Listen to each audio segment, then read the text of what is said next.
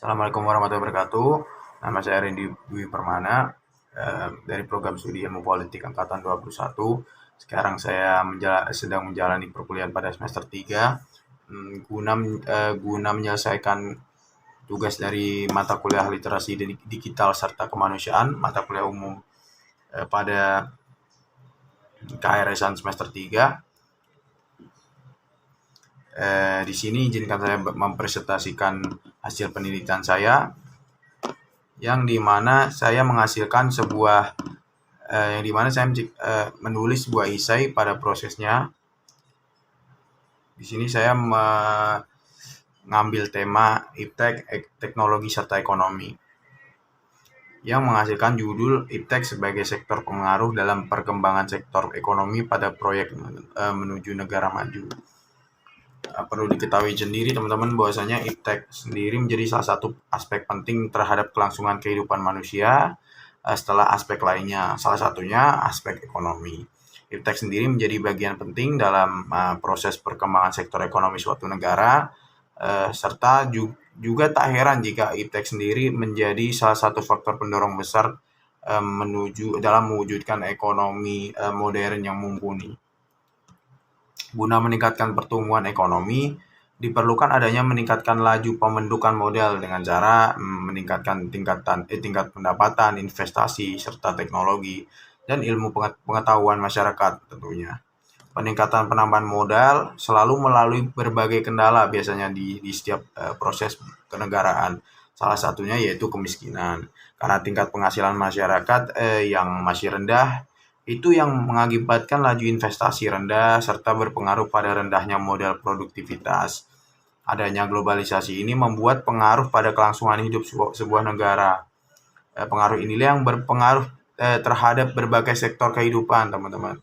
Seperti ada sektor politik, ideologi, ekonomi, sosial budaya, serta pertahanan. Yang tentunya dapat mengganggu sebuah nilai dari integritas suatu negara. Pada dasarnya sendiri teman-teman, teknologi ini diciptakan guna membantu dan menyajikan kemudahan bagi segala sektor kehidupan yang ada. Baik halnya pada saat manusia melakukan pekerjaan dan berkomunikasi satu sama lain.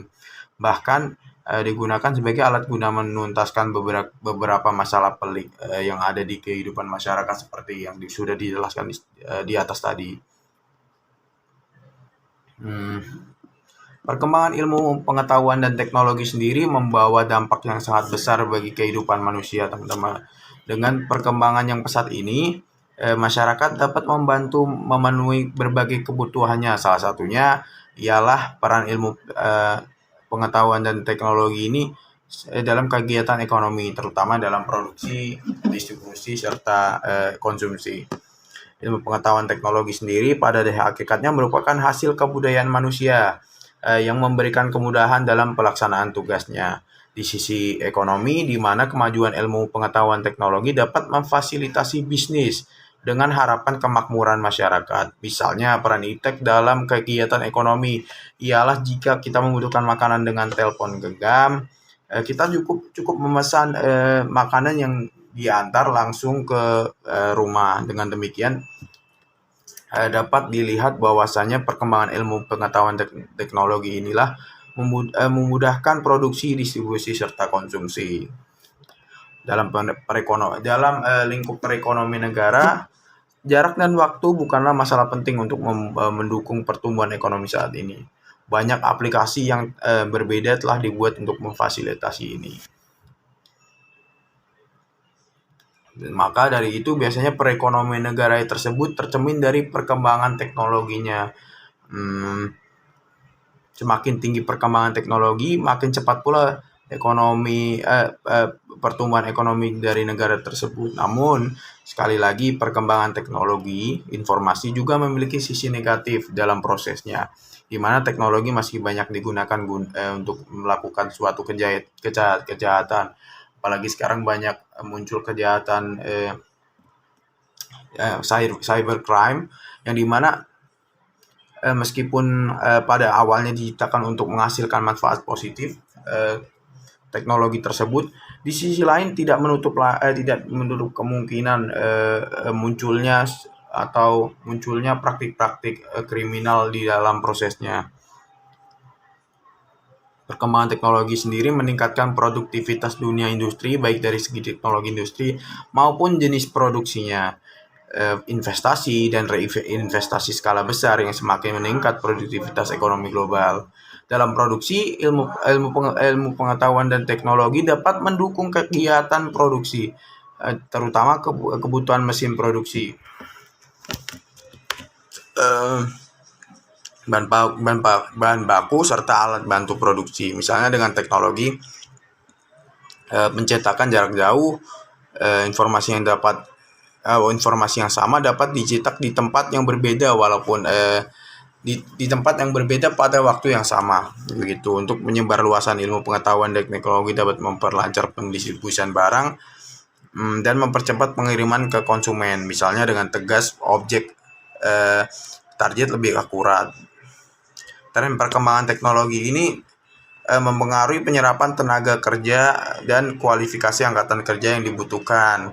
Kualifikasi tenaga kerja dan jumlah karyawan dibutuhkan berubah dengan cepat karena perkembangan teknologi ini. Dengan demikian, diperlukan pendidikan yang menghasilkan tenaga kerja yang mampu mengubah pengetahuan dan keterampilan untuk memenuhi kebutuhan sebuah tenaga kerja yang terus bertambah itu. Penyalahgunaan informasi untuk melakukan kejahatan oleh orang-orang tertentu. Kita tahu bahwasanya kemajuan pendidikan juga menghasilkan generasi yang sangat terampil tetapi moralnya rendah. Misalnya dengan teknologi informasi yang tinggi, mereka mencoba menerobos sistem perbankan dan lain-lain.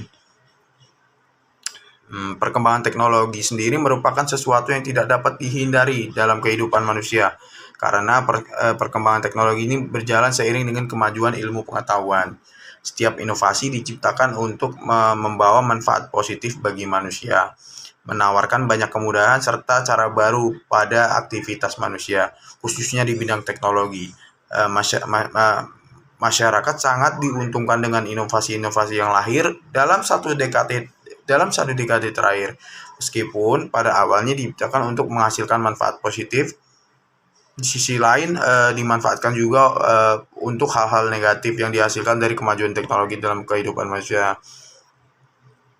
Nah, kita bahas ekonomi di Indonesia pada pasca pandemi. Ekonomi di Indonesia sendiri sempat terdampak pandemi COVID-19, namun dapat kembali pulih pada kuartal 2 pada tahun 2021, masih berada pada tren pertumbuhan positif. Hal tersebut lepas berbagai upaya mitigasi yang dilakukan oleh pemerintah.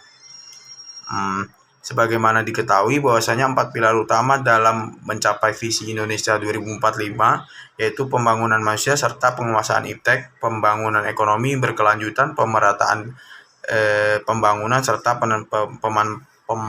pemantapan ketahanan nasional dan tata kelola pemerintahan. Maka jika kita ketahui bahwasanya perkembangan iptek yang besar sendiri inilah yang menjadi pisau mata dua, teman-teman, di mana hal ini dapat dijadikan sebagai ujung tombak yang tadi sebagaimana dalam teknologi yang signifikan bagi sektor ekonomi.